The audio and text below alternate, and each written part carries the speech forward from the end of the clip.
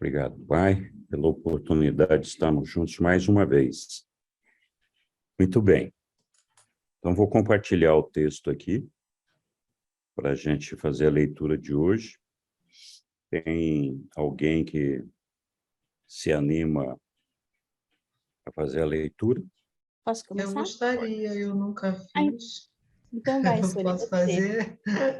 Pode, lógico. Ok. O honesto Natanael. Natanael, o sexto e último dos apóstolos, foi escolhido pelo próprio Mestre e trazido a Jesus pelo seu amigo Filipe. Ele havia sido associado de Filipe em vários empreendimentos de negócios. Estava indo ver João Batista com Filipe, quando se encontraram com Jesus. Quando Natanael juntou-se aos apóstolos, ele tinha 25 anos e era o segundo mais jovem do grupo. Era o mais jovem de uma família de 7 irmãos e, sendo solteiro, era o único esteio de pais idosos e enfermos, vivendo com eles em Caná. Os seus irmãos e a irmã eram pessoas casadas ou falecidas, e nenhum deles vivia lá. E Judas Iscariotes eram os 2 homens mais bem instruídos entre os 12. Natanael havia chegado a pensar em estabelecer-se como mercador. Jesus não deu ele próprio nenhum apelido a Natanael, mas os 12 logo começaram a referir-se a ele em termos que significavam honestidade e sinceridade. Ele era sem artifícios, e essa era a sua grande virtude. Ele era tanto honesto quanto sincero. A fraqueza do seu caráter era o seu orgulho. Ele era muito orgulhoso da família, da cidade, da própria reputação e da nação. E tudo isso seria louvável se não fosse levado tão adiante. Natanael, contudo, era inclinado a ir aos extremos nos seus preconceitos pessoais. Estava disposto a prejulgar os indivíduos em função das opiniões pessoais deles. E não demorou a fazer a pergunta, mesmo pouco antes de conhecer Jesus: pode alguma coisa boa vir de Nazaré? Entretanto, Natanael não era obstinado, mesmo no seu orgulho. Ele era rápido em reverter os próprios pensamentos uma vez que olhasse no rosto de Jesus. Sob muitos pontos de vista, Natanael era o gênio ímpar dos 12. Ele era o filósofo apostólico e o sonhador, mas era o tipo de sonhador prático. Alternava estações de profunda filosofia com períodos de um raro humor bufão. Quando estava com o humor certo, Natanael era provavelmente o melhor contador de histórias entre os 12. Jesus gostava muito de ouvir Natanael discorrendo sobre as coisas, tanto as sérias quanto as frívolas. Natanael, aos poucos, foi levando Jesus e o reino mais a sério, mas nunca encarou a si próprio com seriedade excessiva. Os apóstolos todos amavam e respeitavam Natanael, e este se dava esplendidamente com todos, exceto com Judas Iscariotes. Judas não achava que Natanael levasse o seu apostolado suficientemente a sério, e certa vez cometeu a temeridade de ir secretamente a Jesus para lançar uma queixa contra ele. Jesus disse: Judas, toma cuidado com o que fazes. Não superestimes o teu encargo. Quem entre nós é competente para julgar o nosso irmão? A vontade do Pai não é que os seus filhos devam compartilhar apenas as coisas sérias da vida. Deixa-me repetir. Eu vim para que os meus irmãos na carne possam ter júbilo, alegria e uma vida de maior abundância. Vai então, Judas, e faze bem aquilo que te tenha sido confiado, e deixa Natanael, teu irmão, dar conta de si próprio a Deus.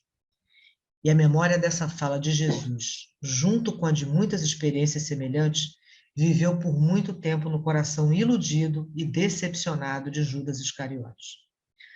Muitas vezes, quando Jesus encontrava-se nas montanhas com Pedro, Tiago e João, e as coisas estavam ficando tensas e confusas entre os apóstolos, quando até mesmo André estava em dúvida sobre o que fazer aos seus irmãos inconsoláveis, Natanael aliviaria a tensão com um pouco de filosofia ou com um lance de humor, e um humor certamente de boa qualidade. O dever de Natanael era o de cuidar das famílias dos 12. Ele estava frequentemente ausente do conselho apostólico, pois quando sabia que alguma doença ou outra coisa fora do ordinário havia acontecido a alguém sob o seu encargo, ele não perdia tempo. e corria logo até a casa da vítima. Os 12 ficavam sossegados ao saber que o bem-estar das suas famílias estava assegurado nas mãos de Natanael. O que Natanael mais reverenciava em Jesus era sua tolerância. Ele nunca se cansou de contemplar a abertura da mente de Jesus e a generosa compaixão do Filho do Homem. O pai de Natanael, Bartolomeu, morreu pouco depois de Pentecostes. E depois disso, esse apóstolo foi para a Mesopotâmia e para a Índia, proclamar as boas novas do reino e batizar os crentes. Os seus irmãos jamais souberam o que aconteceu com o seu ex-filósofo, poeta e humorista. Ele foi também um grande homem para o reino e realizou muito para a disseminação dos ensinamentos de seu mestre, embora não tenha participado da organização da Igreja Cristã posterior. Natanael morreu na Índia. Opa, muito bom. Obrigado, Sônia. Nada. E aí, pessoal? Críticas, elogios e observações sobre o Natanael. Eu acho que essa coisa dele ter ido para a Índia é um negócio que me deixou assim fascinada. Acho que ele conseguiu juntar as duas coisas, sabe? Porque tudo que vem da Índia tem muito mais tempo, né? Tem 5, 10 mil anos. E ele fazer esse link, mesmo que a gente não tenha ouvido falar nada dele, eu acho que ele conseguiu um nível assim de entendimento e de associação de coisas. Foi isso que me chamou a atenção. Não sei se é próprio, mas me chamou a atenção. Angélia, acho que em alguma vez você falou a respeito de São Bartolomeu, não foi? Que é Natanael, não é isso? Você tá sem som. Sim, eu comentei que a primeira igreja cristã foi lá na Armênia, né, em Itmiazim, e ela foi fundada por São Judas Tadeu e São Bartolomeu. E aí fala que o São Bartolomeu deve ser, né? Ele é o pai, né? Ele não é o próprio apóstolo de Jesus, né? Ele era também? Então, no Wikipédia fala que Natanael e São Bartolomeu são a mesma pessoa. Mas aqui no livro ele fala que Bartolomeu era o pai. Eu não sei se, de repente, ele tinha o mesmo nome do pai, não sei. Por isso Pode que ser. eu perguntei. Eles São têm Tadeu era... costume de colocar o nome do pai nos filhos. Uhum. E São Judas Tadeu era Judas Alfeus, é isso? Não, acho que ou é não? Tadeu mesmo, não é? Não sei. Tá bom.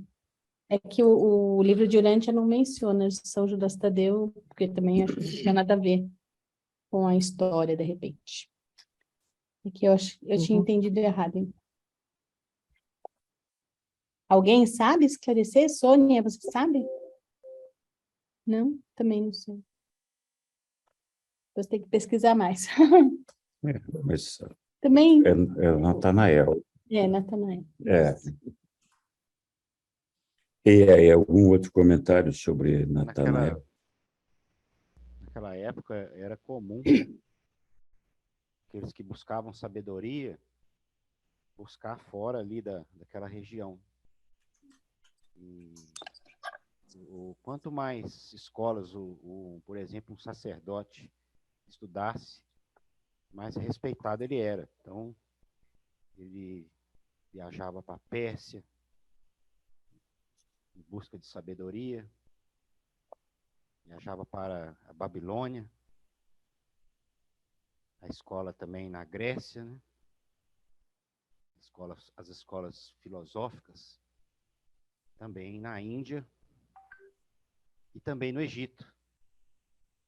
E o livro de Urântia revela que Jesus andou por essas escolas, né?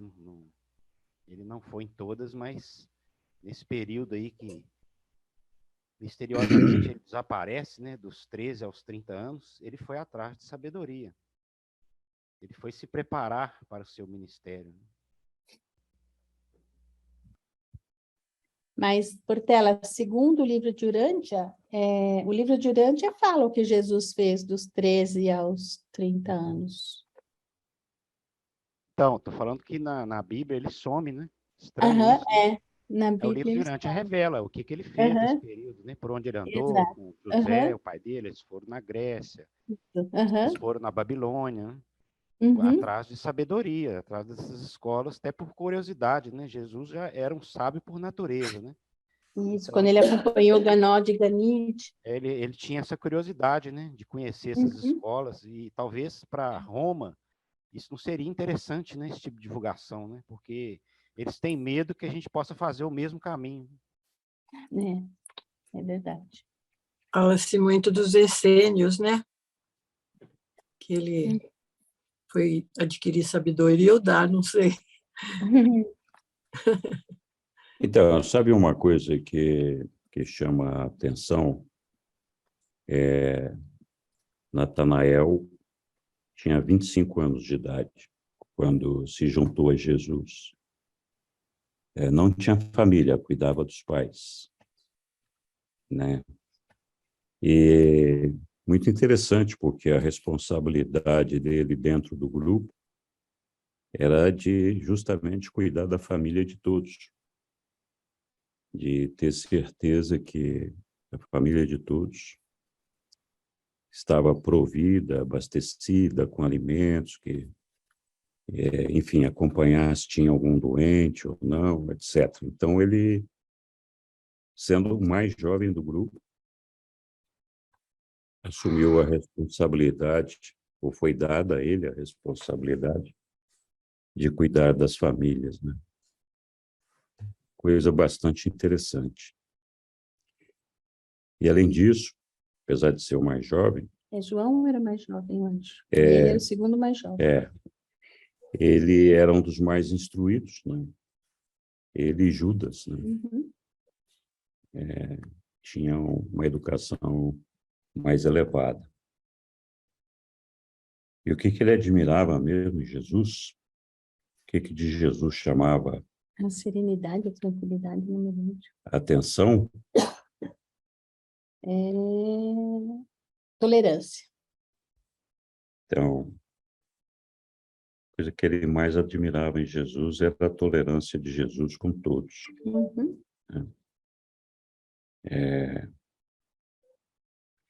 E aqui fala realmente no livro que o pai de Natanael era Bartolomeu. Muito bem. Tem alguém que quer acrescentar alguma outra coisa sobre Natanael? Boa noite, Isabela e Tony. Boa noite a todos. Boa noite a todos. Boa noite. Israel, Irineu também. Irineu. Estamos aí.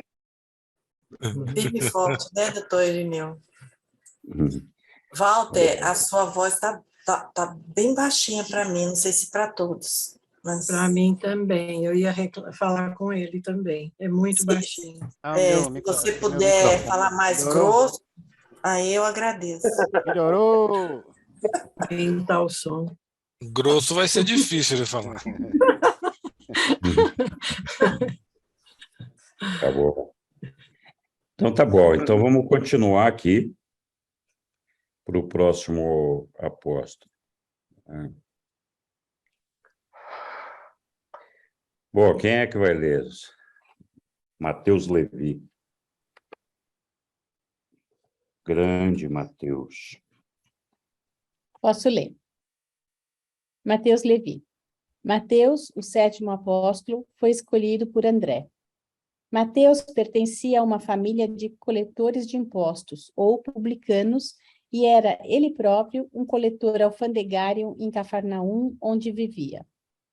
Estava com 31 anos e era casado, e possuía 4 filhos. Era um homem de alguma posse, o único que tinha um certo recurso entre os do corpo apostólico. Era um bom homem de negócios, adaptando-se bem a qualquer meio social.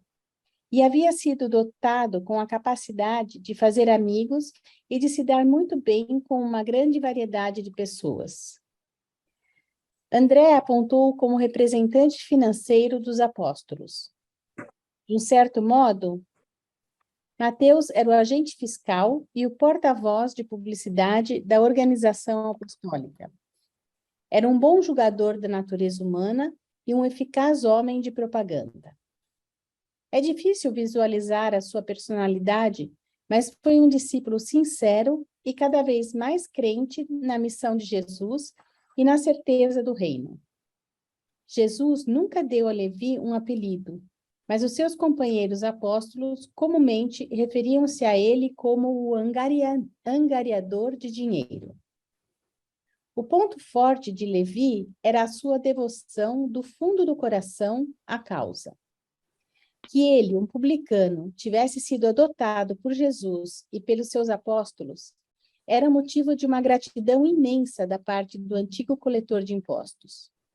Contudo, levou algum tempo para que os apóstolos, especialmente Simão Zelote e Judas Iscariotes, se reconciliassem de um modo despreocupado com a presença do publicano no meio deles. A fraqueza de Mateus era o seu ponto de vista estreito e materialista da vida. Em todos esses pontos, contudo, ele fez muitos progressos com o passar dos meses.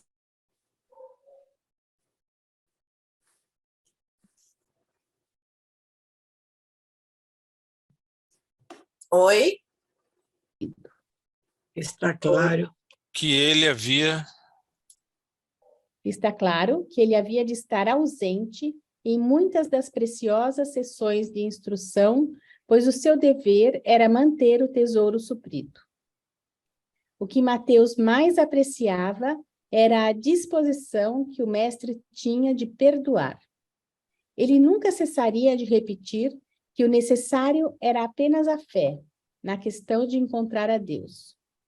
E sempre gostava de falar do reino como esse negócio de encontrar Deus.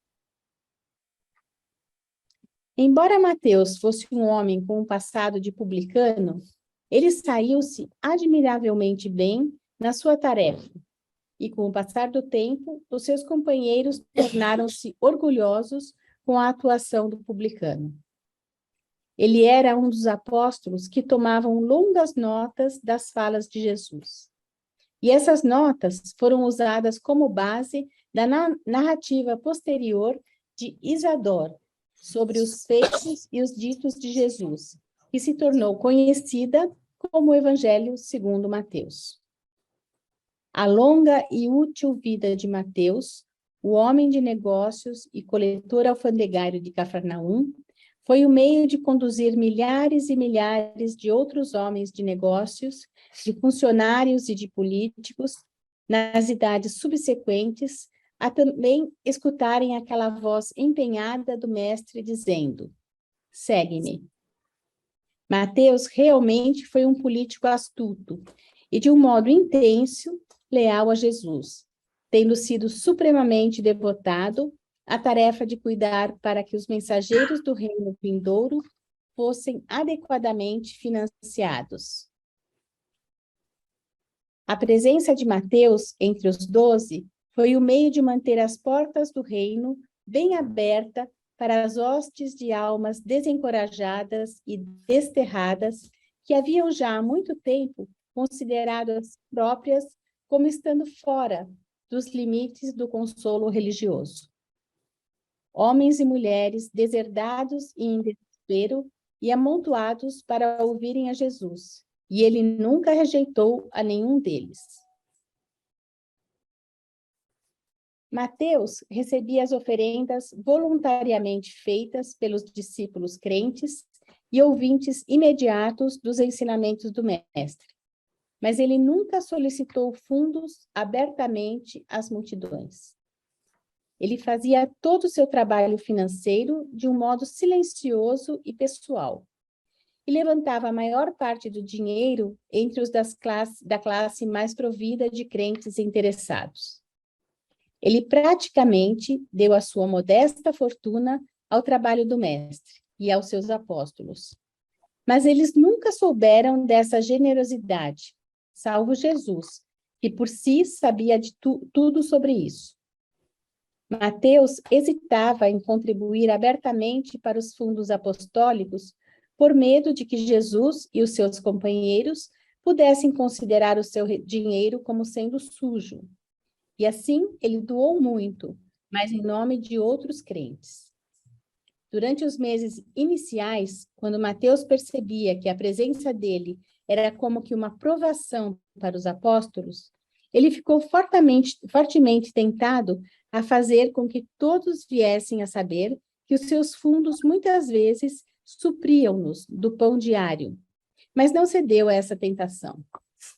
Quando a evidência do desdém pelo publicano tornou-se evidente, Levi fervia de vontade de revelar a eles a sua generosidade, mas sempre conseguia manter-se em silêncio.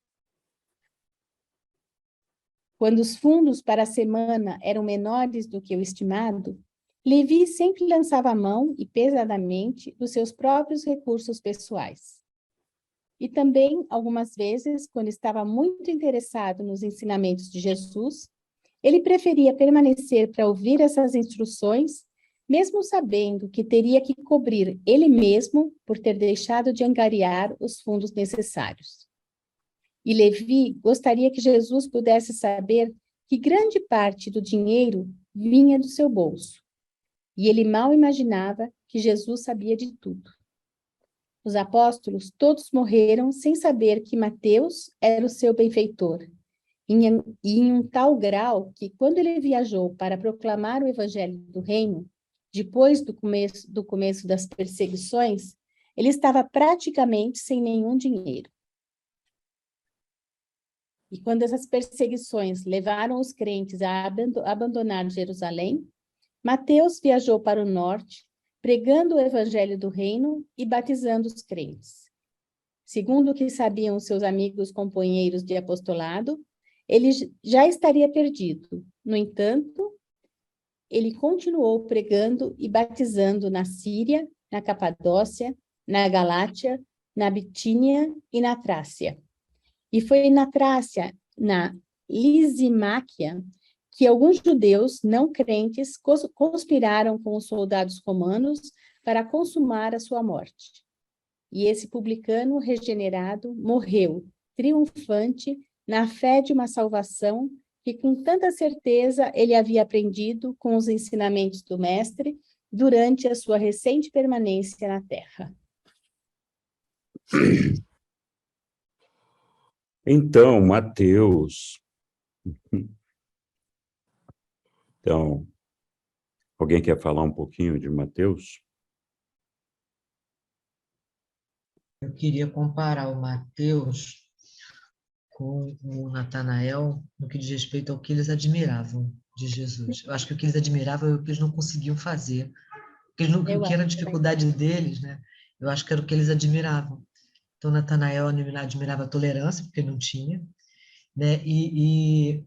O Mateus admirava o perdão, porque ele também tinha dificuldade para isso, né? Era um cara que lidava com dinheiro. Bem interessante isso, né? Bem interessante. Um aspecto interessante da organização dos apóstolos é que todo mundo se lembra que Judas era o tesoureiro, né? Que era o cara que carregava o dinheiro na bolsa e pagava as contas. Mas quem conseguia o dinheiro, quem arranjava o dinheiro, era Mateus. Mateus era o responsável por conseguir arrecadar o dinheiro necessário para atender a todo o grupo apostólico e também, frequentemente, a família dos apóstolos. Não podia deixar de ser uma personalidade controvertida no grupo dos apóstolos ali, porque ele era um publicano, e além de publicano, era um cobrador de impostos. Então, de alguma forma, associado aos romanos. E, evidentemente, não caía nas graças dos judeus, né, que queriam nem dos zelotes. Vocês se lembram que os zelotes Era aquele grupo de revolucionários que queriam derrubar o reinado dos romanos ali na Judéia. E Simão Zelotes era um membro desse corpo de guerrilheiros que um dia convidou Jesus, antes de Jesus iniciar a vida pública dele, para que ele mesmo, Jesus, se juntasse aos zelotes para combater os romanos, combater numa forma de guerrilha, e que Jesus não aceitou, e custou para sempre a Jesus a admiração e o respeito que ele tinha em Nazaré. Ali, naquele momento, ele deixou de ser uma pessoa admirada e respeitada em Nazaré. Então, imagina a situação de um cara como Mateus, esse grupo, realmente era uma saia justa para o cara ali, né? Não era uma situação muito confortável, né? Que tem que ter um infiltrado do Corinthians na torcida do Palmeiras ou vice-versa, né? É um negócio meio complicado. Então, Mateus tinha, assim, ele acabou se adequando e ganhando a simpatia dos seus colegas justamente pela sua personalidade, né? Pela sua capacidade de superar essa dificuldade que os demais apóstolos tinham com relação a ele. E como eles falam ali, Mateus tinha algum recurso, algumas posses, né? Assim, entre os apóstolos, com exceção de Judas, que era um herdeiro rico, mas afastado da família, talvez ele fosse o mais rico dos apóstolos, né? O que tinha maiores posses, e que acabou entregando todas essas posses para manter o corpo apostólico devidamente sustentado. E, mais uma vez, a gente vê aqui aquela orientação dos reveladores da gente seguir os passos de Jesus para disseminar o reino dos céus, né? Não formando uma igreja, mas tendo um grupo apostólico organizado.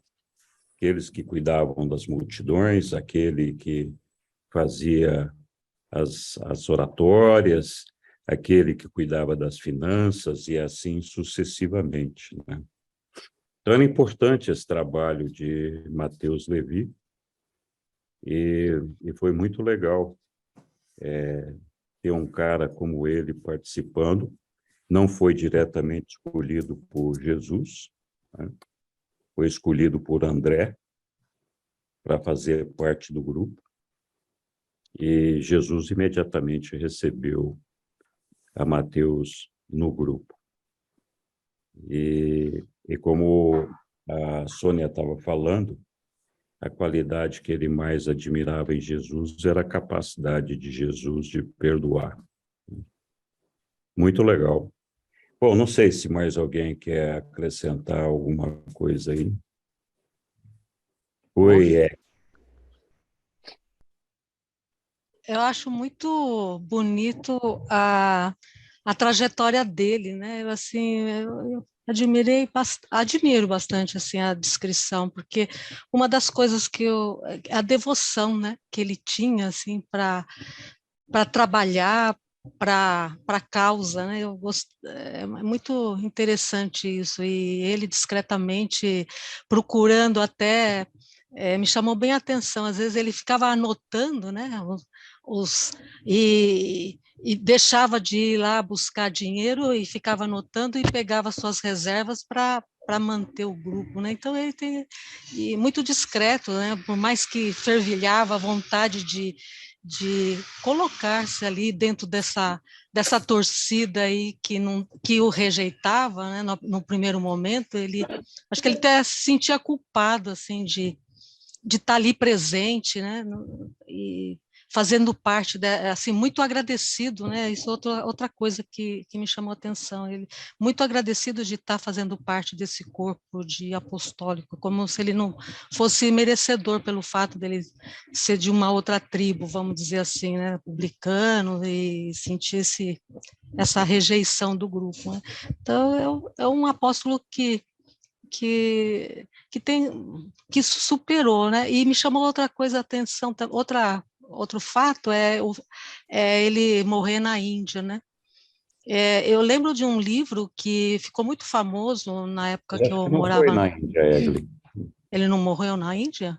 Não, Natanael morreu na Índia. Natanael Ah, morreu. foi o Natanael, eu que estou fazendo confusão. Ah, é. Puxa, é verdade. Misturei aí as bolas, né? Natanael. São 12, né? Exatamente, o Natanael. Que Ele morreu na Trácia. Ele quer dizer isso. Que é outra característica também que eu gostei muito do Natanael, que é aquele lado filosófico, né, e também o bom humor que Jesus apreciava e gostava de ouvir. Então eu falei, nossa, que legal, e tinha umas características interessantes e atraentes. Cada um tem é muito interessante de ver, né, os apóstolos, cada um com características muito singulares, assim, que compõem toda as nossas tipologias humanas, né? Então é interessante, muito legal. Um mosaico de diversidade, né? Verdade. Bom. Angélica, obrigado, Acho que Egli. o Portela ia falar. Portela quer falar alguma coisa? Pode falar, Angélica. Não, eu não levantei a mão, não. Está com o microfone aberto. Eu não levantei a mão. É que, de vez em quando, está saindo da tela, e acho que de mexer pode ser que mas eu... A gente pode vê falar. Nos 12 apóstolos, nos 12 discípulos, essa característica de 12 tipos de arquétipos, né? Um diferente do outro. Jesus, como conciliador, conseguia fazer com que todos se respeitassem, né? É uma sabedoria para a gente levar também nas nossas vidas, né? Aceitarmos o outro, aceitarmos o diferente, saber conviver, né? Porque quando você entra dentro da empresa, você convive com todos esses arquétipos, né? Pessoas que pensam diferente, e a sabedoria é você saber conviver com todas elas, né?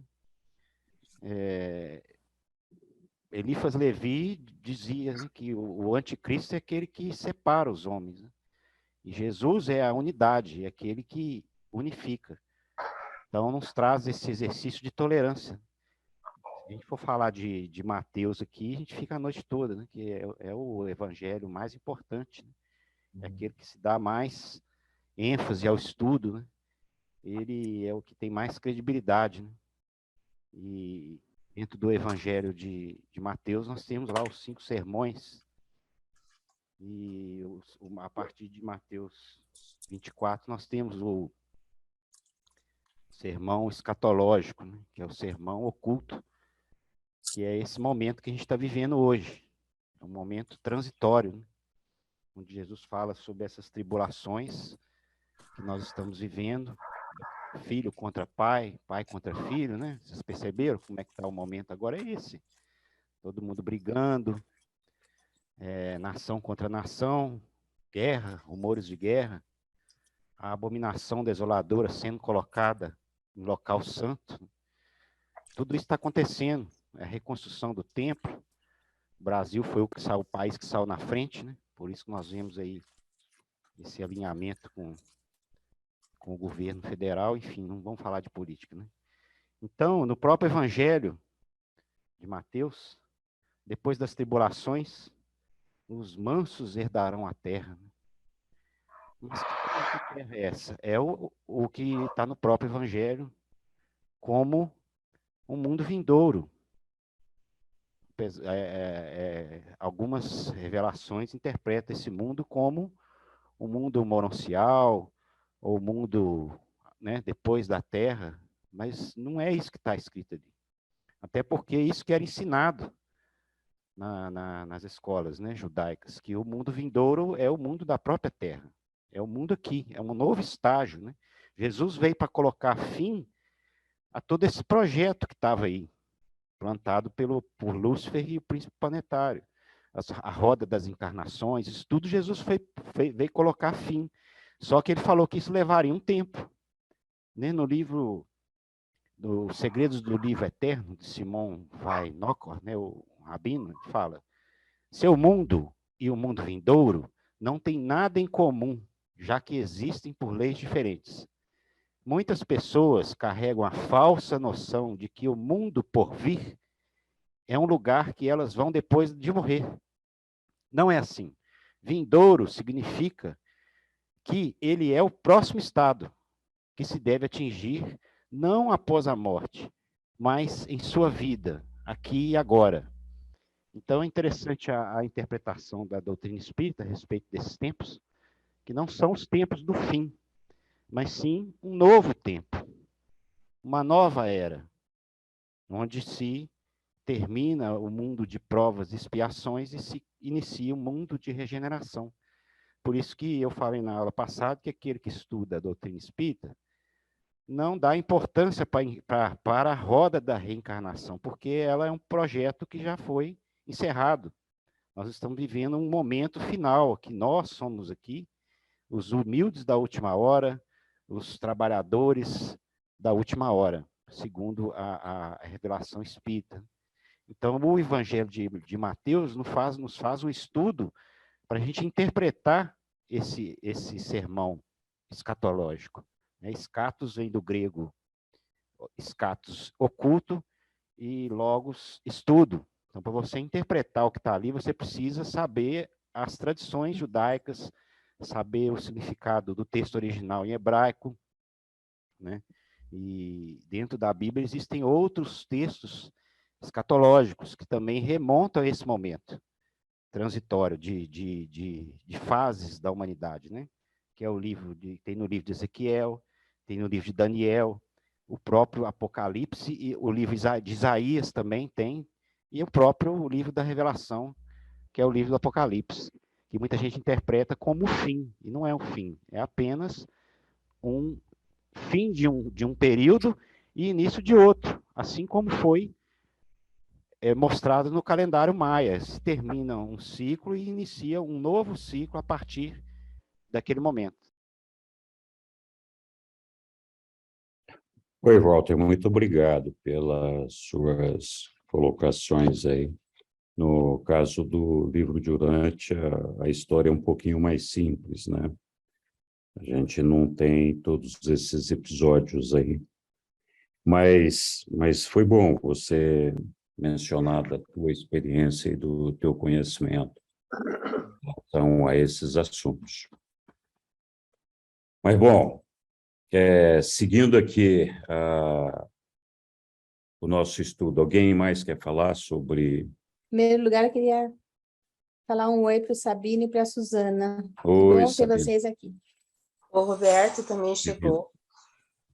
O Roberto também O chegou. Roberto. Muito e obrigado. a Yolanda já tinha chegado.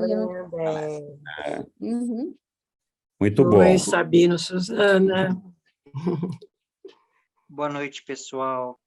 Boa noite, Boa noite, Roberto. Boa noite. Eu queria falar alguma coisinha que me veio na mente do Mateus, sobre o Mateus.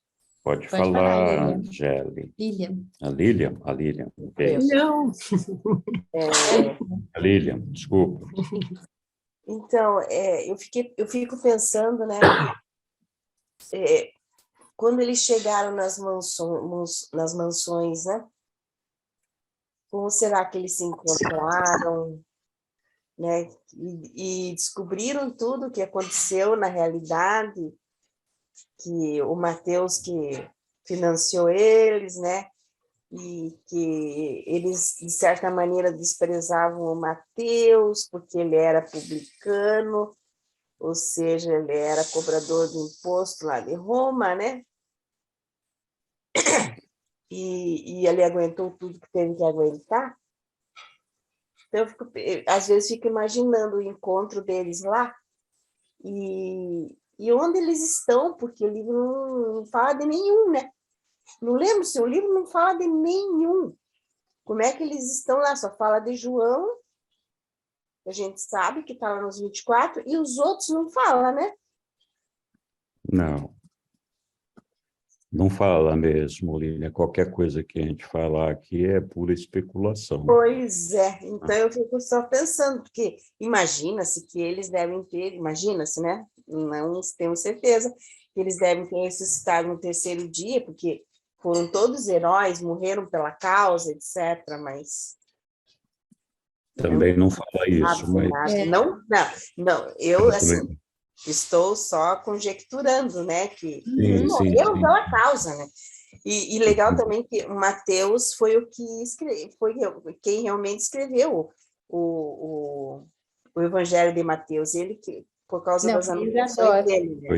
Mas baseado nas anotações de Mateus, né? Praticamente é o Evangelho.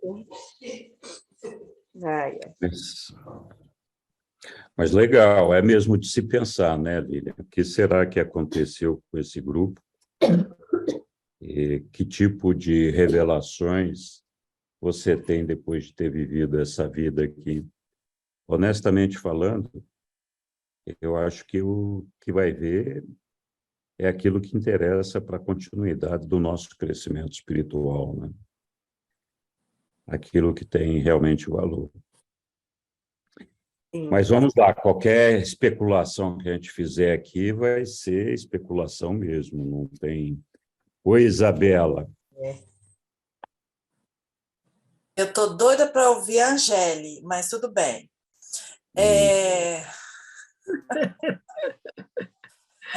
Deixa para o final. O que me chama a atenção, inclusive já foi falado pela Egli, eu acho que pelo Walter também, que os apóstolos, eles tinham o funcionamento, eles tinham a personalidade diferente, o funcionamento da mente era diferente. E havia respeito entre eles. E me dá uma sensação que eles eram amigos. Apesar deles serem diferentes, eles eram amigos. E eles não se sentiam assim, donos de alguma coisa. E eu percebo que nós somos assim, né? Cada um tem uma forma de pensar, de ver, de ouvir. E a gente se esbarra, às vezes, com essas dificuldades. E uma coisa que também me chamou a atenção foi que eles não se corromperam com a cultura da localidade, como aconteceu com os apóstolos do Maquiventa, que eles foram engolidos, a maioria, né, se não for, eu acho que na totalidade, me corrija aí, Henrique, eles foram assim cooptados pela cultura, pelas crenças da localidade aonde eles estavam trabalhando, falando do Evangelho. E aqui os discípulos de Jesus me dá uma sensação que eles não foram cooptados.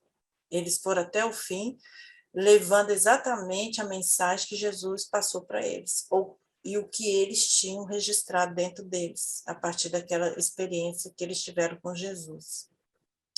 E também uma coisa interessante, exceto João, parece que todos foram assassinados, né? Todos os apóstolos. É isso, Henrique? Oi, Isabela.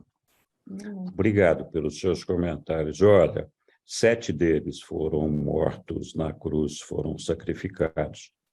Os outros 11 não. Por exemplo, os gêmeos Alfeus, não, né? Então, teve alguns que não foram sacrificados.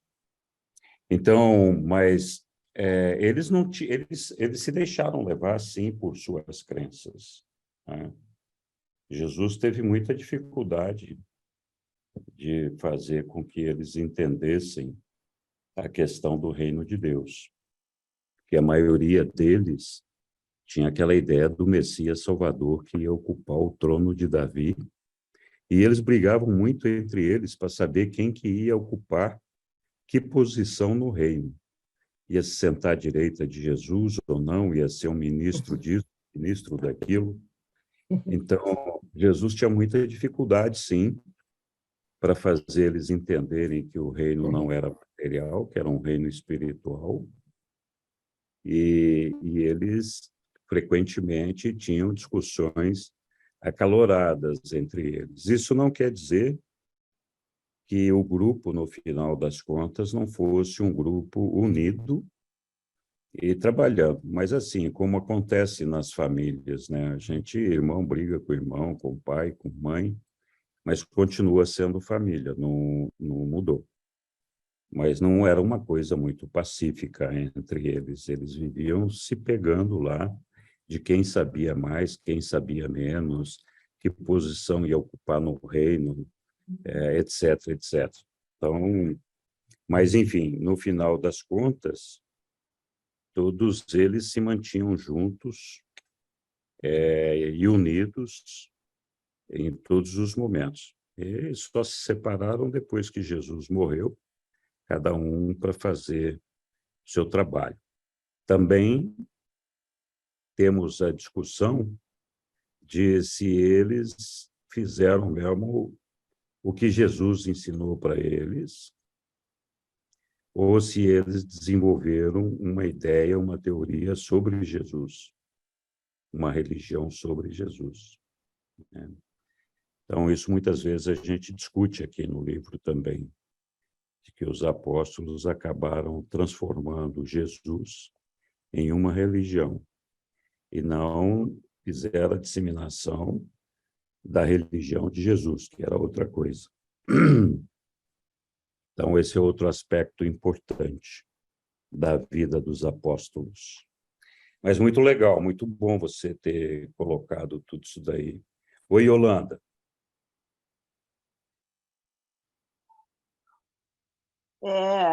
Boa noite a todos. Boa noite. O que me chamou, o que me chamou a atenção no Mateus é que ele era cobrador de impostos, né? Então, quando ele teve essa função de arrecadar dinheiro, eu fico pensando que isso é um pensamento meu, né? Que ele não queria mais fazer aquilo, porque ele cobrava, ele chegava na pessoa ali para... Muitas vezes a pessoa não tinha dinheiro e vai saber como é que era a conversa de cada um, né? Quando ele ia cobrar esses impostos. Eu vejo que ele achou melhor tirar do bolso dele, isso é vamos dizer, um julgamento meu, né? De tirar do bolso dele, evitando ou que também pudesse não ter arrecadado o suficiente, e aí ele completava o dinheiro dele. Ou também a questão de que ele, quem sabe, não queria mais fazer essas cobranças. Tudo são hipóteses, né? Mas que Jesus coloca essa função para ele. Então, quando eu vejo que cada apóstolo tem uma tarefa no grupo, quem sabe essa tarefa é onde cada um deles encontrava a maior dificuldade de lidar, né, em si.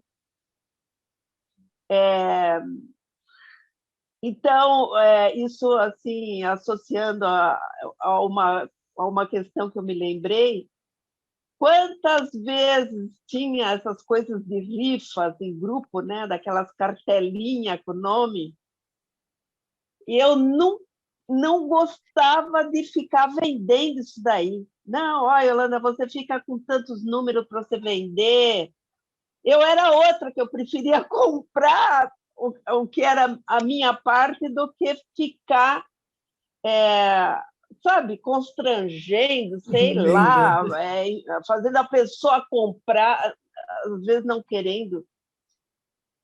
Então, a minha reflexão foi sobre essa questão de Mateus. Como a gente tem qualidades e tem quantas deficiências que não se enxerga, né? Natanael, por exemplo, era orgulhoso, ele tinha uma autoimagem, né? Que tinha muitas qualidades, mas depende da deficiência que apresenta de caráter, a pessoa, às vezes, ela deixa de ser vista em quantas qualidades ela tem também. E Mateus ele fez um propósito de silenciar com essa questão de que ele colocava dinheiro. Ele tinha vontade de contar, mas ele ficava em silêncio, tanto que ninguém ficou sabendo. Jesus sabia. Então, eu achei isso até um propósito legal, porque normalmente o que a gente faz? Qualquer coisinha legal que você faça, você é a primeira a divulgar, né? Se autoelogiando para os outros do que você fez. E Mateus, ele teve essa consciência de que ele não precisava fazer essa propaganda, né, de si. Então, é isso que eu achei legal no Mateus. Muito legal, Yolanda. Obrigada. Obrigado você por participar. Muito legal. Então, cada um de nós tem pontos fortes e fracos, né? Eu acho que entre os apóstolos, cada um assumiu uma função compatível com os seus pontos fortes, com os seus dons, né? Então, acho que foi bom, porque assim cada um fazia aquilo que era capaz de fazer. Mas muito bom. Mais alguém quer fazer algum comentário?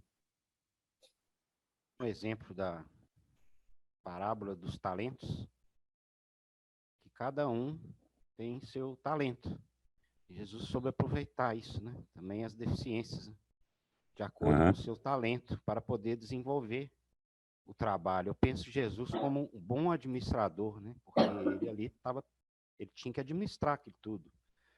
Eu vejo ele como um administrador de empresa, e no qual ele viu cada característica ali que poderia ser útil dentro dessa administração desse ministério.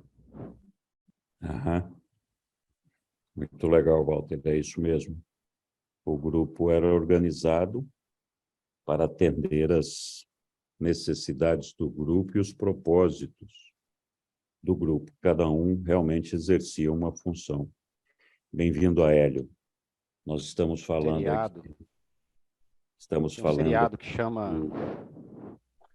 Tem um seriado que chama O Sócio. Alguém assistiu, Henrique? Como é que é? Um reality show na TV paga que chama O Sócio. Chama Rick Moranis. Ele tem... Quando eu assisti, ele tinha 50 empresas. Então, o cara, ele chega nas empresas, as empresas estão afundando, ele se torna sócio e com 30, 60 dias ele transforma aquela empresa só com a visão que ele tem. Então, ele foca muito no talento. Quando ele chega numa empresa, ele detecta as falhas e dificilmente ele manda alguém embora. Ele detecta lá que tem uma falha no almoxarifado, ele tira aquela pessoa e fala, vou te dar uma oportunidade dentro da minha empresa, talvez você tenha talento para outra coisa, porque para almoxarifado você não tem. E joga ele em outro cargo e substitui aquele deficiente, né? Então, essa é a visão de você perceber que, às vezes, você tem um funcionário ali que é ruim, não está exercendo um bom trabalho, é porque ele está no talento errado, né? O seu talento não está sendo aproveitado para aquilo. Ele está com o cargo errado. Então, você vai trocando as peças e, assim, você consegue resultado dentro da empresa. Muito bom, Walter, é isso mesmo.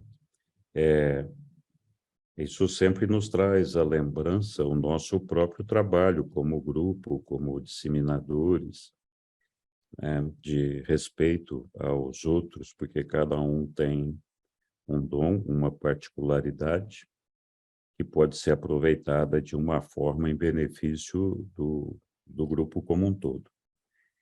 Mas, bom, mais alguém quer colocar alguma observação sobre o nosso querido Mateus aqui? Oi, Yara.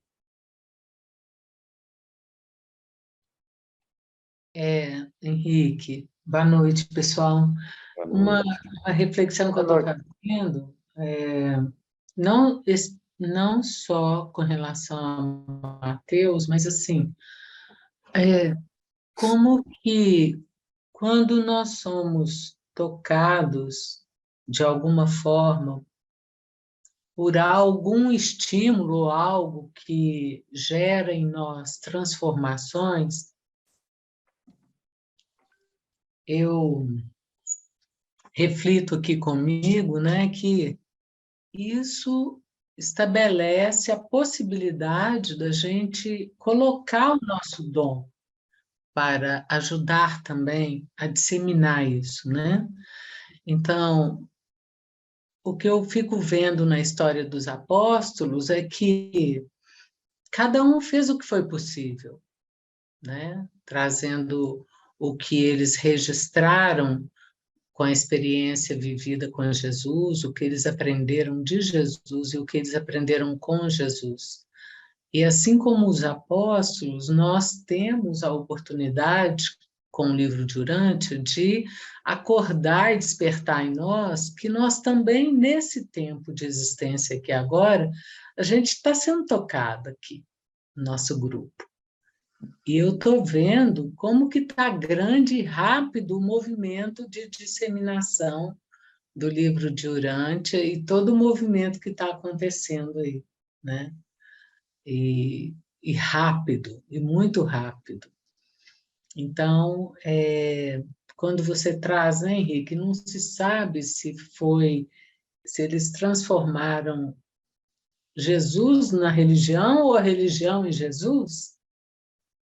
Isso não vai ficar respondido, provavelmente. Mas, de alguma forma, foi possível o desenvolvimento do que eles aprenderam dentro deles, à medida que eles também compartilharam e também contribuíram para que outros pudessem, né, fazer o mesmo caminho. E eu acho que certeza de alguma coisa a gente nunca vai ter. A gente vai ter só a oportunidade de saber que a gente é participante de uma orquestração maior e que a gente tem a nossa parte, a nossa cooperação, para que haja integração, para que haja unidade, né? Porque isso é, na minha maneira de compreender, a presença do bem, o entendimento da presença do bem. Porque o que está acontecendo no mundo é a ausência do bem, um desconhecimento disso. Era isso. Muito obrigado, Yara. Muito Posso bom. dar mais uma opinião aqui a respeito do Evangelho, né, que significa boa nova? É o legado de libertação que Jesus trouxe para a gente, através do seu próprio exemplo de vida e dos seus discípulos também. Então, eu li uma centena de livros, continuo lendo, estudando outros livros, mas somente o estudo do Evangelho me possibilitou a mudança no meu reconhecer que eu precisava mudar. Então, foi o único livro que teve esse poder de mudar a minha vida, mudar o meu relacionamento com as pessoas, com meus filhos, com a minha mãe, com meus irmãos, com os meus amigos. Aprendi a ser amigo, lendo, estudando o Evangelho. Aprendi a amar, estudando o Evangelho. E ainda tento combater, né, como eu estudei dentro do Espiritismo, né, o Evangelho segundo o Espiritismo, que nada mais é que esse estudo nosso aqui. ele contém informações privilegiadas também sobre a vida de Jesus que você não vai ver em outros livros. Tantos detalhes, né? Tantos pontos de vista diferentes. Então, aquele que vivencia o Evangelho combate as suas más inclinações, como diz Kardec, né? Reconhecemos o verdadeiro espírita no esforço que faz para domar suas más inclinações.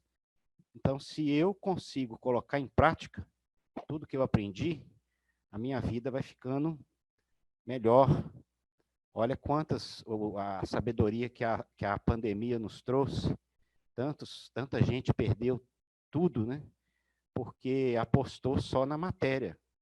E é toda essa movimentação que a gente vê hoje aí, que está afastando o homem do Evangelho, é a matéria, são os bens materiais e essa corrida que as pessoas vivem para adquirir bens materiais. Então, quando elas perdem, por causa de uma crise, é porque elas não colocaram em prática o ensinamento do Evangelho. Jesus nos chama a abandonar tudo, porque esse mundo, essa existência aqui é passageira.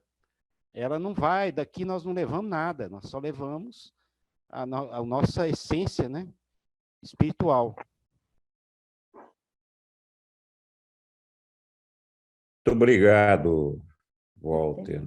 E muito obrigado, Yara. Hélio. Boa noite a todos, bom vê-los.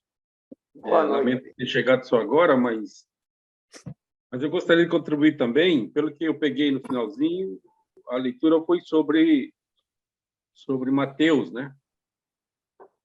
Isso. O que eu gosto da descrição desse documento relacionado aos apóstolos tem a ver com uma breve biografia falando do antes de iniciarem a obra, durante ao tempo que Jesus estava com eles e depois.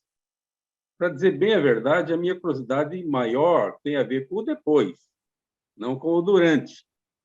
Mas, enfim, durante, relacionado especificamente a Mateus, é muito interessante, porque tem uma lógica de funcionamento do grupo. Mateus era o arrecadador. É ele que provinha os recursos financeiros, na sua grande maioria, é ele quem fazia as arrecadações. E se bem me recordo da leitura do livro, em oportunidades anteriores, houve épocas que Mateus, quando não conseguia o recurso, ele usava do próprio bolso, sem dar muita publicidade disso. A gente vê no movimento durante o ano de hoje isso também. Quando falta grana, tem alguém ali comparecendo para prover as necessidades básicas. Então, dá para fazer uma correlação daqueles tempos com os tempos atuais e tirar disso algum aprendizado. Mas vamos voltar a Mateus. Ele arrecadava os fundos financeiros, Filipe gastava, levando boa parte dos alimentos para as famílias dos apóstolos, ou seja, eles não entraram nessa obra e largaram a família para trás. Muitos eram casados, muitos tinham filhos, e nenhum passou necessidade. Ninguém foi irresponsável com suas próprias famílias.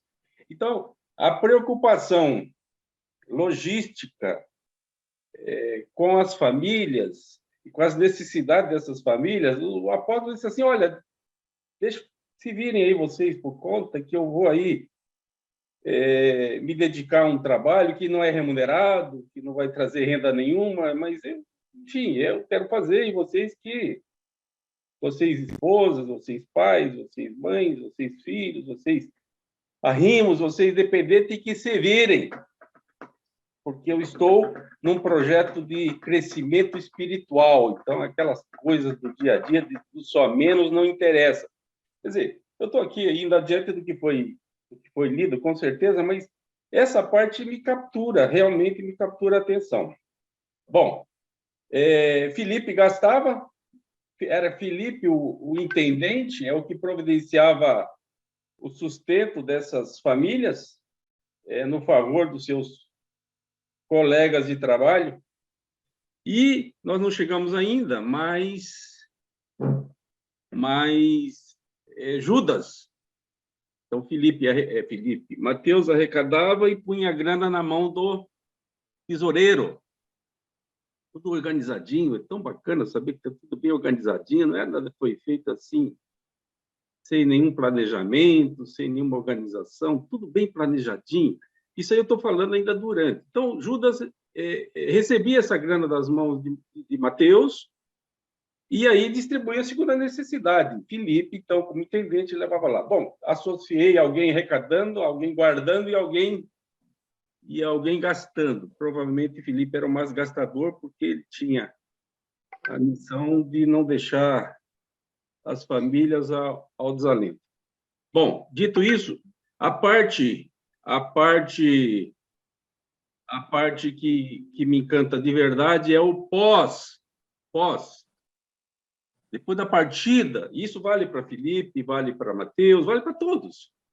Porque enquanto o mestre está ali, sempre tem a segurança, sempre tem do mestre, está ali perto, tal, enfim, a esperança de que melhores dias vão chegar, mas e depois que a coisa se consumou e que eles se viram abandonados e entregue à própria sorte, e talvez pensando que se meteram numa enrascada daquelas bem grandes. Bem grandes. E depois? É o depois que conta, porque é o depois que foi construída a religião cristã. A partir dos movimentos deles, provavelmente foi lido também que Mateus foi morto. Ele não morreu de velho, ele foi morto, como resultado da escolha dele, como resultado da escolha dele antes de participar do projeto, que também a gente fica pensando, escute, qual era a motivação dessa gente para se envolver com o Jesus, depois de 4 anos de ação missionária, era já conhecido, mas antes, no início, bem no início, mas o cara abandona a família, abandona todo mundo e se mete numa encrenca dessa. Nesse caso, o livro é omisso, ele faz apenas umas pinceladinhas, mas, de qualquer modo, é de se pensar, como é que alguém abandona o certo pelo incerto? Qual é a motivação principal? Ganância? Qual é a motivação principal? Alpinismo social? Alpinismo de qualquer jeito? Qual foi a motivação de verdade? O livro não esclarece muito bem. Mas aqui eu ouvi pouco, mas o pouco que eu ouvi falou das limitações destes. O caso específico de Mateus, que foi o livro que vocês devem ter lido e que carece de comentário, Mateus era um coletor de tributos. Tem coisa pior do que coletor de tributos para um povo que estava sendo invadido. E coletar tributos para quem? Coletar tributos para o poder dominante romano. Só ser amigo de romano já era motivo de exclusão social. Ou seja, naquele momento que Mateus foi recrutado, ele era a pior pessoa para você ter como amigo. Meu Deus, você é amigo de qualquer um, menos esse cretino aí que fica tomando imposto todo mundo para dar para os romanos. Então, no início da jornada, Mateus era a pior companhia possível. Bom, eu fui me estender demasiado, mas é o meu mau costume de ser prolixo. Obrigado pela atenção, desculpe a intervenção.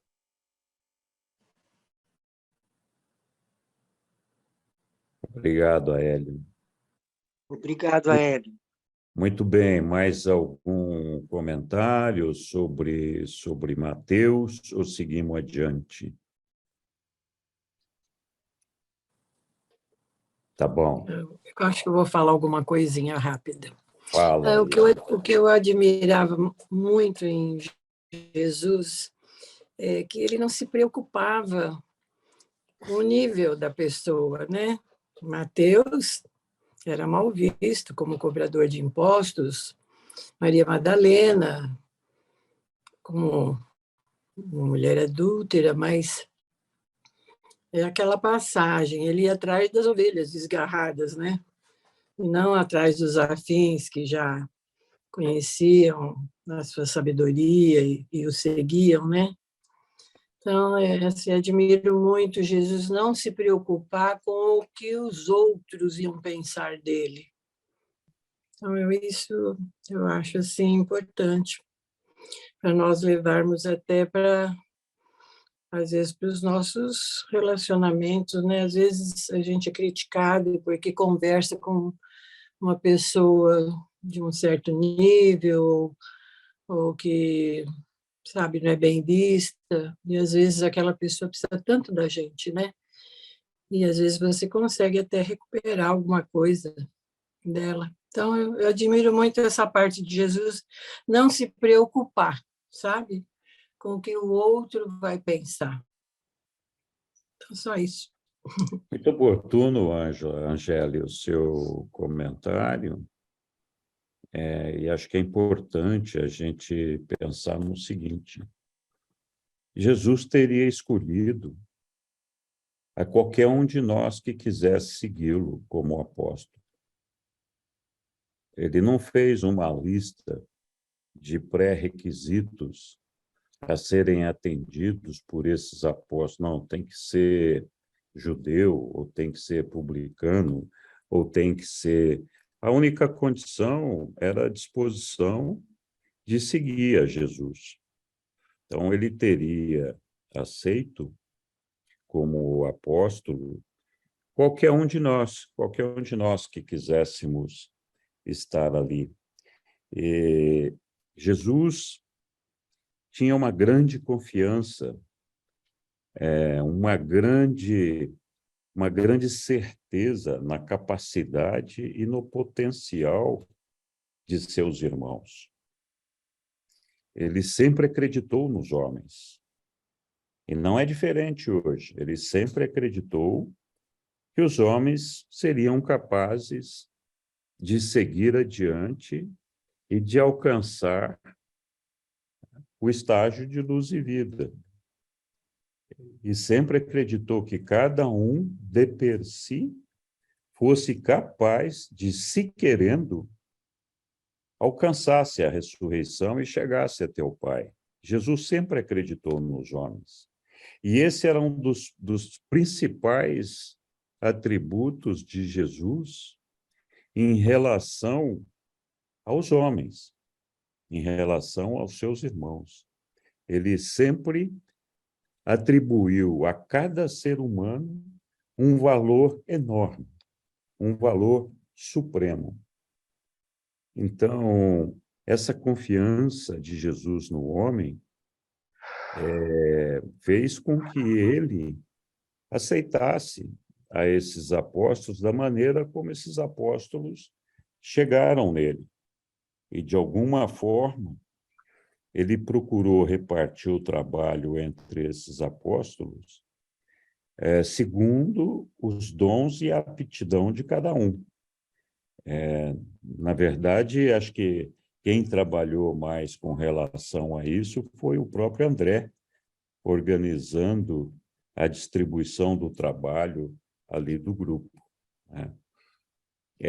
Então, acho que é fascinante o fato de que Jesus confiou que, ao reunir 12 pessoas, 12 seguidores, capazes de dedicar a sua vida ao reino, de alguma forma, fosse o suficiente para ajudar a levar a palavra de Jesus ao mundo. É certo que eles tiveram as suas distorções, mas é certo que também chegamos até aqui conhecendo Jesus a partir do trabalho desses apóstolos. Também é importante a gente lembrar que nós somos seres evolucionários. Nós sempre temos a sensação de que o mundo está piorando, de que cada dia está mais difícil. E basta ver o que está acontecendo todo dia. Olha, gente, não é verdade. O mundo está evoluindo lentamente, vagarosamente, com muitos problemas. Os problemas de brigas, de guerras, de discussões, de desentendimento entre famílias, pais, não são problemas novos. Eles já existiam lá na época de Andon e Fontan. Então, a gente tem hoje muito conhecimento das coisas que estão acontecendo, e por isso a nossa percepção, a nossa sensação é de que o mundo está perdido. E realmente esse sentimento muitas vezes se faz presente nos nossos corações. Mas nós não podemos deixar de acreditar que, de alguma forma, o mundo está evoluindo, ele está caminhando para uma situação melhor. Quando a gente se lembra do mandado de publicação do livro de Urântia, onde os reveladores nos orientaram a seguir os passos de Jesus para fazer a disseminação, eles falavam justamente disso, da gente ter essa organização, da gente ser um grupo de pessoas interessadas e organizadas para fazer esse trabalho, sem alarde, sem explosões, sem fanatismo, mas de uma maneira consistente, consciente, enfim, trabalhar.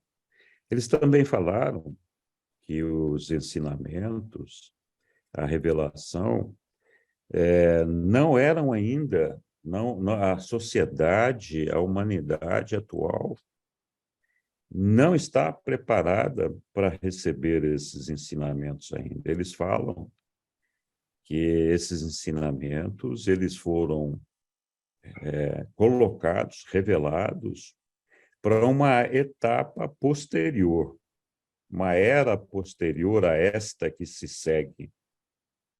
Muita gente, na época, entendeu que eles estavam falando do comunismo. E, claramente, os reveladores são contra o comunismo. Mas, na minha opinião, e é só uma opinião, eles estavam falando do materialismo. Então, o mundo hoje é muito materialista. E eu acho que à medida que nós avançamos e percebemos que esse materialismo que nós estamos vivenciando, que está muito acentuado, muito acirrado entre todos os homens, à medida que nós percebemos que esse materialismo, de fato, não nos traz a felicidade, não nos traz a esperança de eternidade e de futuro que nós podemos almejar, a partir desse momento, dessa consciência, existe uma tendência de que os humanos busquem alguma outra coisa, alguma coisa mais espiritual.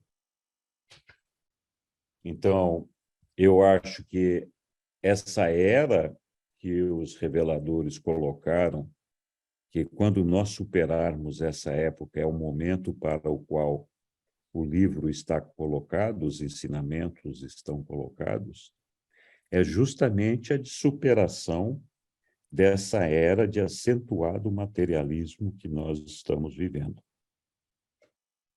Então, acho que muito legal todas as observações que nós fizemos, mas acho importante nós termos, como Jesus, a confiança nos homens, a confiança de que nós somos capazes de evoluir e de algum dia chegarmos à luz de vida.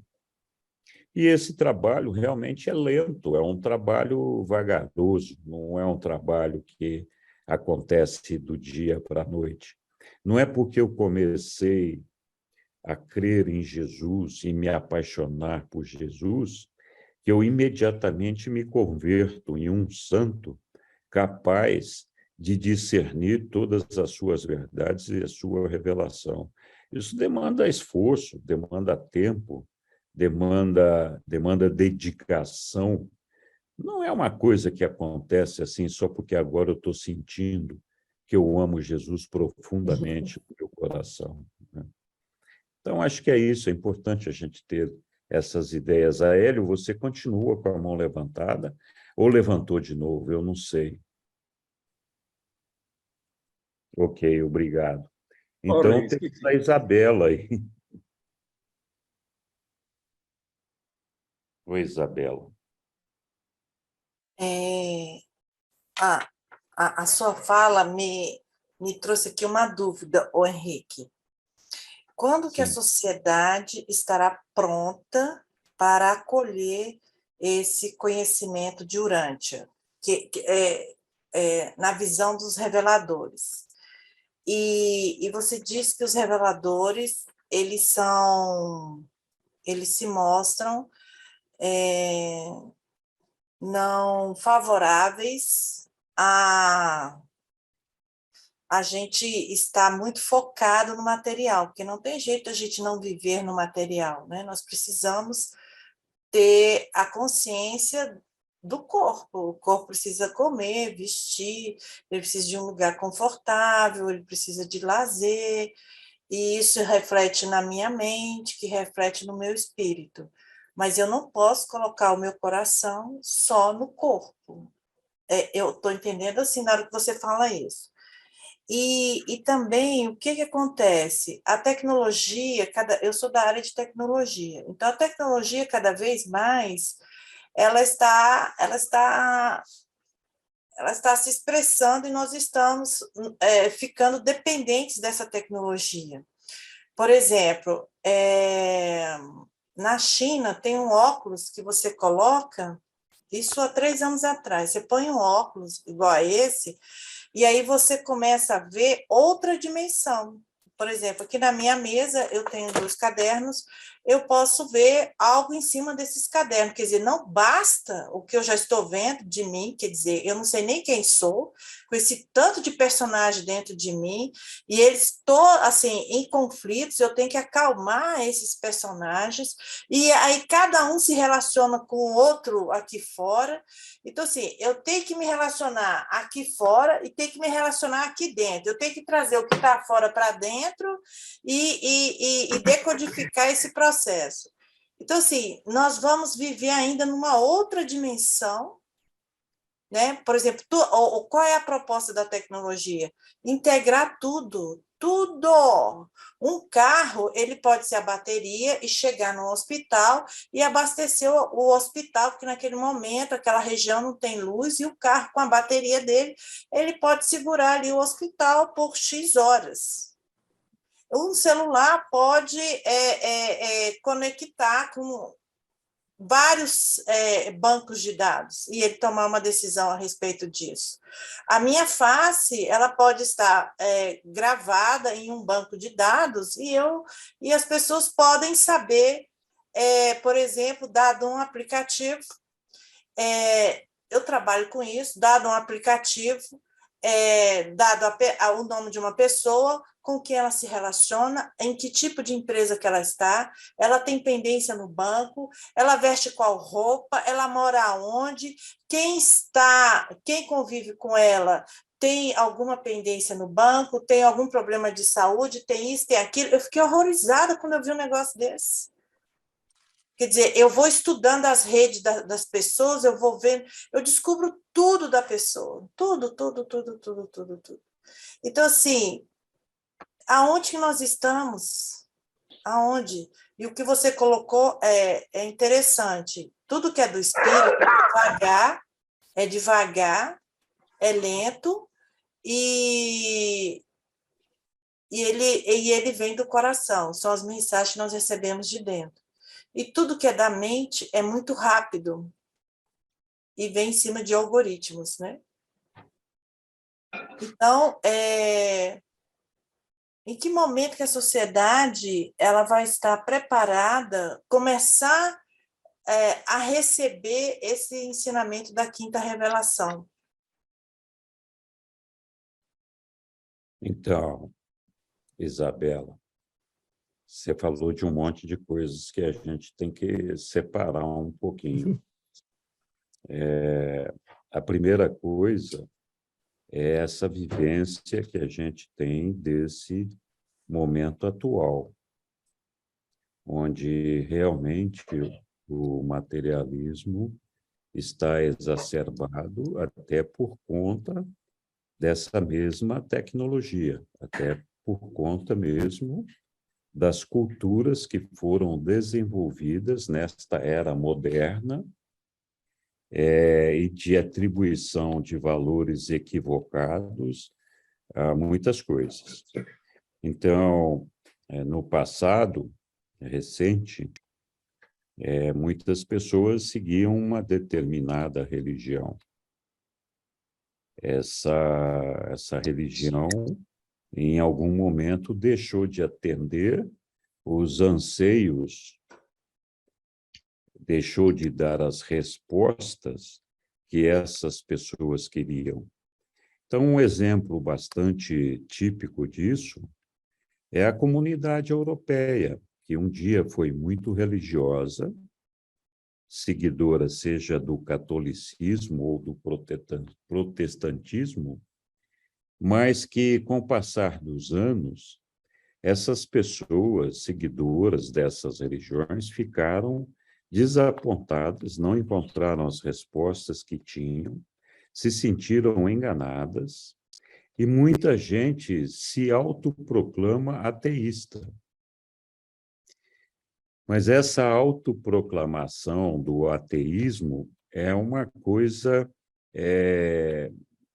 que, na verdade, não expressa integralmente o interior de cada pessoa. Eu acho que, no fundo, todos nós gostamos da ideia e temos a ciência de que nós temos um Pai, temos um Criador.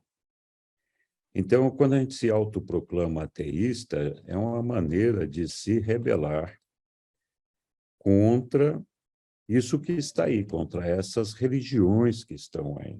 Então, acho que esse é um problema grave.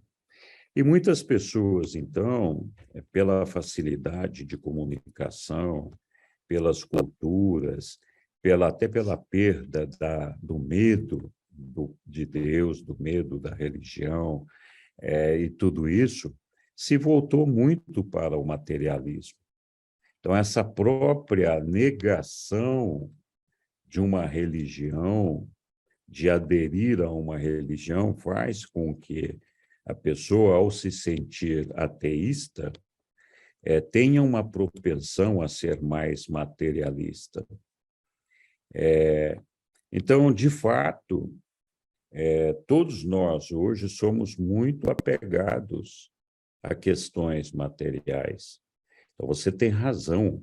O propósito da nossa evolução não é negar o nosso corpo físico, não é negar as necessidades que nós vivemos neste mundo. Então, o propósito da revelação, propósito da nossa evolução é colocarmos limites, colocarmos equilíbrio nessa relação nossa com o mundo que nos cerca. Nós, de fato, temos necessidades e elas precisam ser atendidas. Então, ninguém vive sem comer, ninguém vive sem beber. E Jesus, Deus, não proíbe que nós façamos um esforço, que nós lutemos para conseguir o nosso alimento, para conseguir a nossa moradia. Então, isso não é um problema, é uma obrigação que cada um de nós tem. Nós não somos solicitados por Deus a negar a nossa condição física. Esse não é um pedido de Deus para nós. Mas essa condição física, ela não pode ser maior que Deus. Então, esse é o ponto de equilíbrio. Nós temos que utilizar os recursos, porque, assim, toda a matéria, ela tem como propósito a nossa autossustentação e a nossa autogratificação. Então, enquanto autossustentação, nada é proibido. Tudo está certo. Nós dependemos da matéria para nos sustentar, e isso em todos os sentidos. Nós precisamos de energia elétrica, nós precisamos de casa, nós precisamos de plantações, nós precisamos, enfim, precisamos. Então, tudo que vem da matéria física dirigido à nossa autossustentação é obrigação nossa conseguir. Tudo que vem da energia física para a nossa autogratificação, opa, cuidado. É aí que mora o perigo. Então, sim, nós podemos ter gratificação, podemos ter prazer na vida, sim, podemos. O que não pode é o prazer ser o nosso objeto de vida, se transformar no nosso guia de vida. Então, por exemplo, no casamento. O casamento é uma sociedade que, entre os dois, ou entre o casal, a gente gera as condições necessárias de autossustento desse casal e da sua progênie. Nós assumimos uma responsabilidade com essa progênie. O casamento traz implícito uma autogratificação, que é a parte sexual, por exemplo. Não só, mas por exemplo. Mas essa parte sexual não pode ser mais importante que todo o resto da sociedade conjugal. Ela tem uma relação importante, ela tem uma notoriedade, mas não pode se transformar no objetivo exclusivo da vida de cada um de nós. Então, muita gente se casa porque tem uma forte atração sexual um pelo outro. O casamento, com certeza, não vai dar certo. Então, vai ser atendido a satisfação sexual. Mas existem outras formas de autogratificação. Que outras formas? O orgulho da profissão, o desejo de ser reconhecido, o desejo de progredir na carreira profissional sem limites. Então, quanta gente tem hoje que fala, eu não vou me casar, porque senão eu tenho que abrir mão da minha profissão. Eu não vou ter filhos, porque os filhos vão me pedir de ser bem-sucedido na minha profissão. Então, tudo bem, é uma escolha, faz parte de um processo, mas é um processo de busca de uma autogratificação. E se a gente pensar bem, a autogratificação muitas vezes está vinculada a questões materiais. Né? Então, Jesus não proíbe, nem Deus proíbe, que a gente tenha um carro legal. Se puder ter uma Ferrari, ótimo. O que é condenável é que você se torne um escravo, um dependente dessa Ferrari. Então, que a sua vida seja o foco da sua vida, o objetivo da sua vida, seja conseguir uma Ferrari. Isso está errado. Porque você está buscando um valor de vida que não te traz nada. Só te traz aquele bem, aquela promessa de bem, que uma vez que chegue em suas mãos, você não vai demorar para descobrir, com todo o fulgor, com toda a euforia que você vai ter de ter aquela Ferrari, você logo vai descobrir que ela não traz a sua felicidade, que não é nela que está o seu futuro, não é nela que você vai encontrar as coisas que você precisa para o seu bem-estar e o seu futuro. Então, voltando, eu estou dizendo o seguinte, que eu acho que essa era a que os reveladores se referem é essa era de materialismo que nós estamos. Nós damos uma importância exacerbada a ter unhas coloridas, a ter cabelos diferentes, a ter tatuagem. Nós não sabemos mais o que fazer para chamar a atenção das pessoas e nos destacarmos, né? Sempre apostando numa coisa que, de fato, não tem valor nenhum. É só um simbolismo materialista que não agrega nada. Eu sou agora um designer, eu sou agora uma pessoa que tenho 2 milhões de seguidores. E o que eu entrego para esses seguidores? Nada. Absolutamente nada. Eu não entrego para esses seguidores que estão lá no YouTube, acompanhando a minha vida, mostrando o meu cinto novo, a minha calça nova, a minha maneira de pentear diferente. Eu não estou agregando nada na vida dessas pessoas. E pior, essas pessoas se deixam levar por isso. E perdem o seu tempo seguindo essas bobagens. Em vez de se preocupar com o seu futuro, com a sua vida eterna. Eu não escuto ninguém falar, olha, o livro de Urântia tem 200 milhões de seguidores. Não escuto isso. Não escuto ninguém falar que naquele vídeo do YouTube que o Aélio fica levantando ali, tem 10 milhões de seguidores que todo dia assiste aquele negócio de maneira... se não for o vídeo do livro de Urântia, o da Bíblia, o da religião A, B, C, D, E, não importa. Quem está seguindo a Deus, quem persegue a Deus, quem quer se juntar e alcançar Deus. Então, nós temos hoje, na nossa sociedade,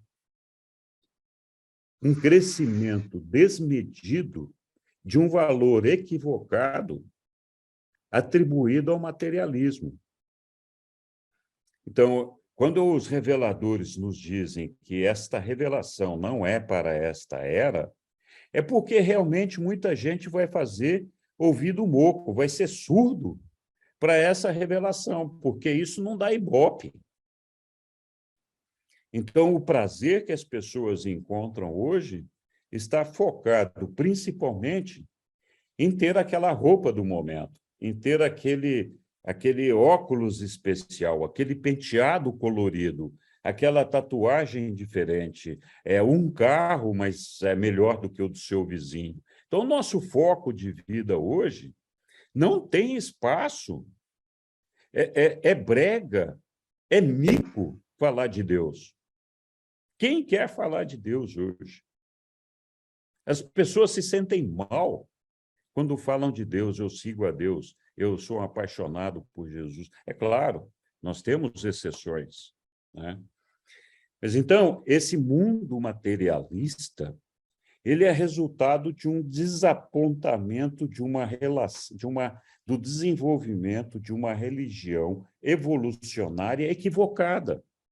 E é por isso que nós precisamos de uma religião revelada que coloque os nossos pés de volta nos trilhos. Mas isso só vai acontecer quando no nosso coração nós sentimos essa necessidade.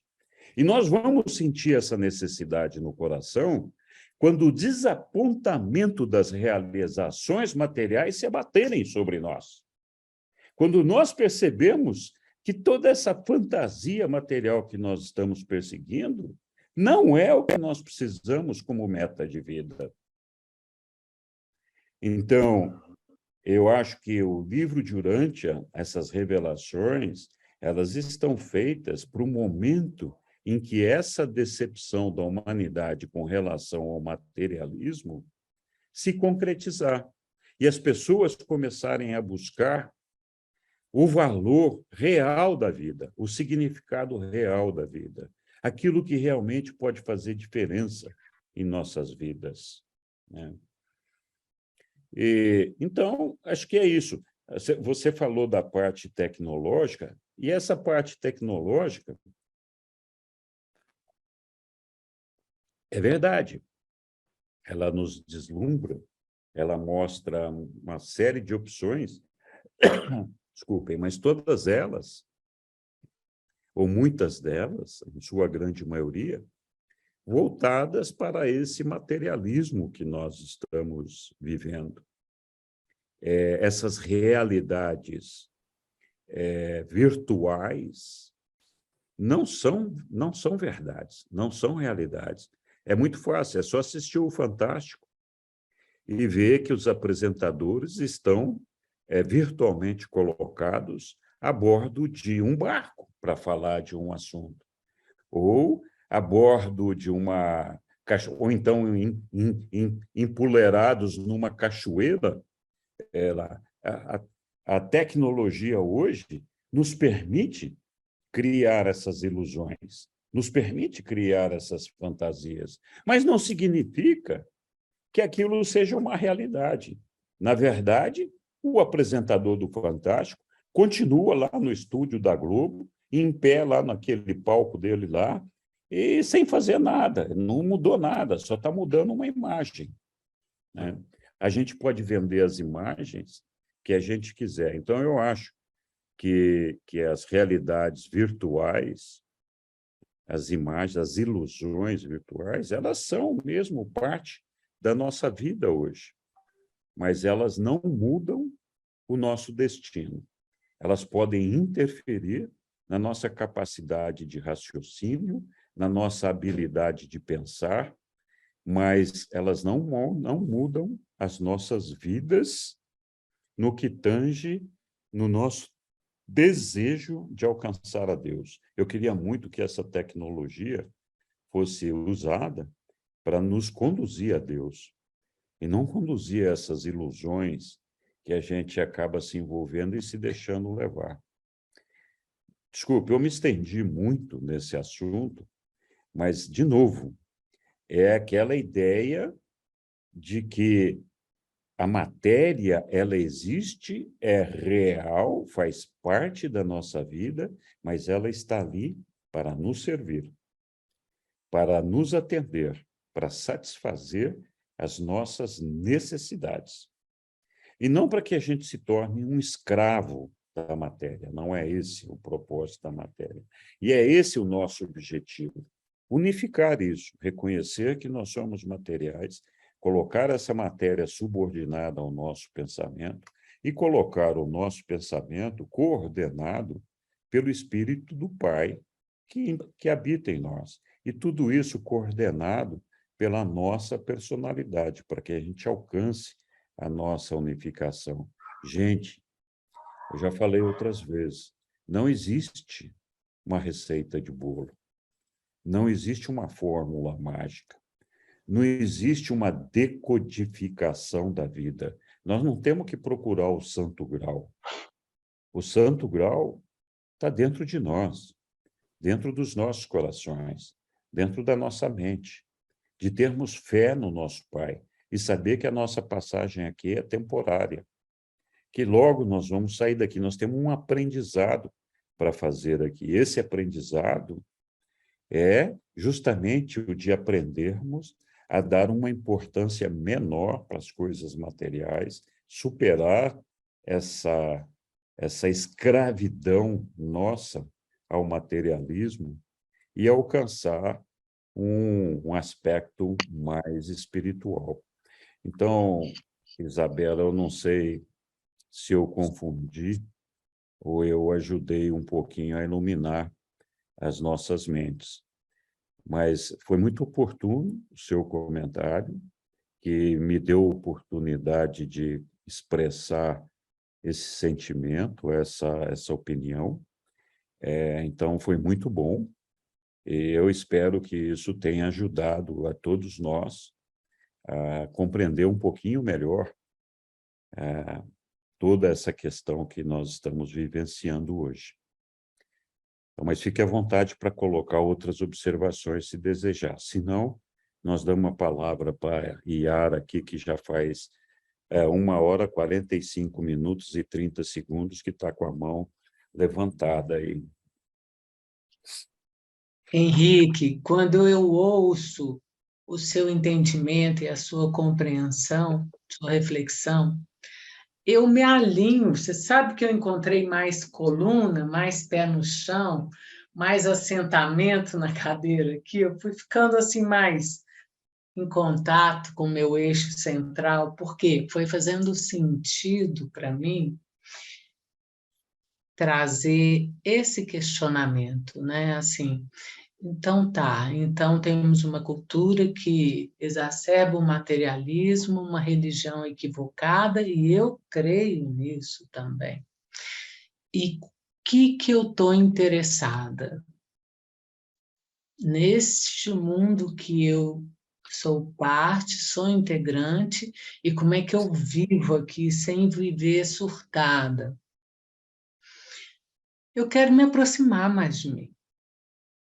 Eu quero voltar a minha atenção para esse lugar onde Deus me habita, que é interno, para que eu possa aprender a ter um sentimento de que eu estou aprendendo ao máximo com as experiências reais da vida, a ser um pouquinho mais eu mesma, a ter um senso de estar me tornando sujeito da minha história, que mesmo com todos esses fragmentos, eu possa encontrar mais paz para saber que tudo isso faz parte da vida e da nossa existência.